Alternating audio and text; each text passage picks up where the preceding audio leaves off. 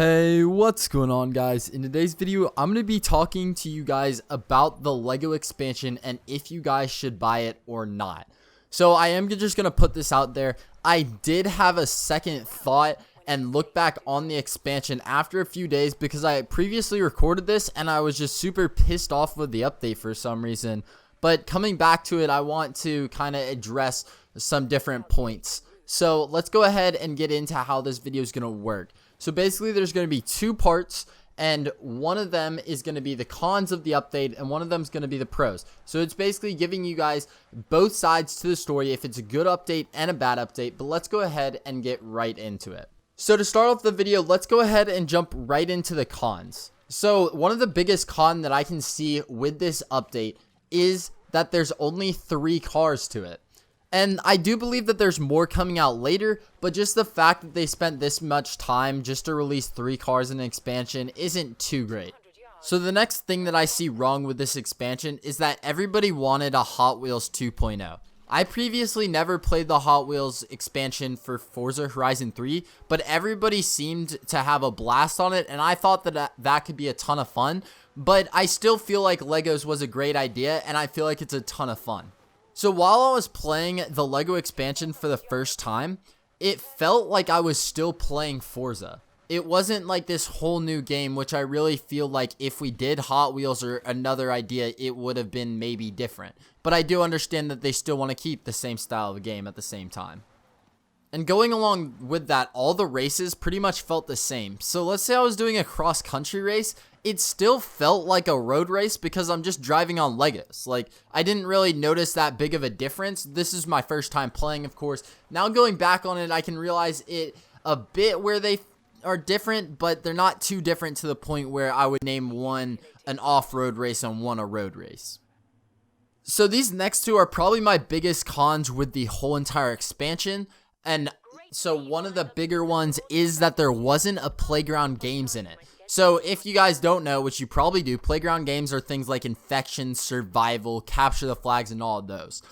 Forza added some very good places to add these in the expansion, but they didn't actually put the playground games into them. Because we have this skill park, which would be amazing to play infection on, and I'm just super upset that they didn't decide to do that. Because I know people that said that they needed playground games in this expansion in order for them to continue playing.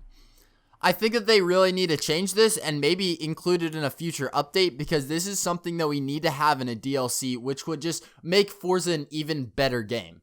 So this last con is probably one of the biggest cons of this whole entire expansion, just because it worries me a ton. Me being a Forza content creator, I have to think of video ideas where Forza's not getting boring. I have to stay with it and keep on playing with it.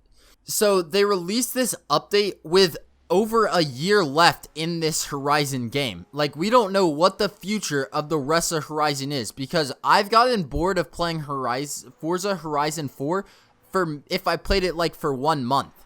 And the fact that we've already used both of our expansions already is kind of worrying, because I don't know what they're going to plan on doing for the rest of Forza Horizon 4's history. So now that we got all the cons out of the way, I want to talk about the pros of this expansion. So personally, I hated it the first day, like I said early in the video, but then I came back last night and I played it for so long because I was having fun with it. I believe that this is one of the coolest expansions that we've had so far. I don't know if it ranks with Hot Wheels because I never played it, but I believe that this might be the second best below Hot Wheels. This update was way better than Fortune Island, and I believe that it's going to stick around for way longer.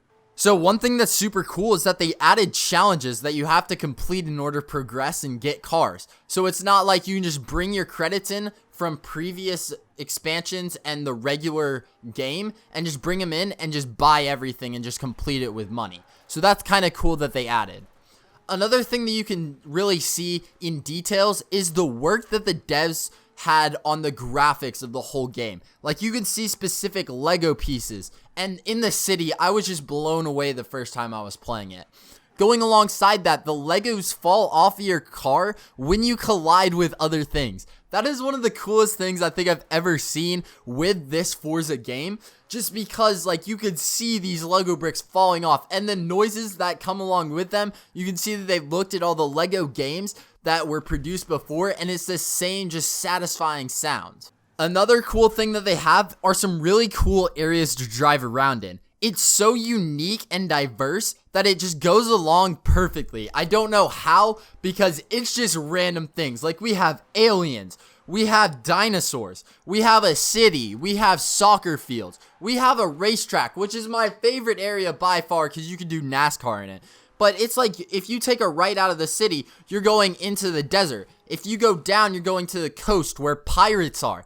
It's just everything that Lego stands for. It's everything about imagination that I really feel like Forza was able to get and just really provide the gamers with that. It's one of the coolest updates I think I've ever seen Forza do. The reason that Fortune Island wasn't that great of an expansion was because we could just finish it within 2 hours. Like you could just grind it out and it got boring. There weren't a lot of races, and most of it was just driving around trying to find treasure chests. This one, there's a ton of fun races, and just the fact that NASCAR, I want to go back onto that, because that's one of the coolest things for content creators, because now we can do these Forza Motorsports type races inside of Horizon. So it's kind of cool that they're combining the two. And maybe that even shows what the future of Forza is going to be. Maybe they combine Horizon and Motorsport and make these better games all in one. So the last pro that I have is that there's a grind aspect to the expansion. It doesn't take 2 hours to complete like Fortune Island.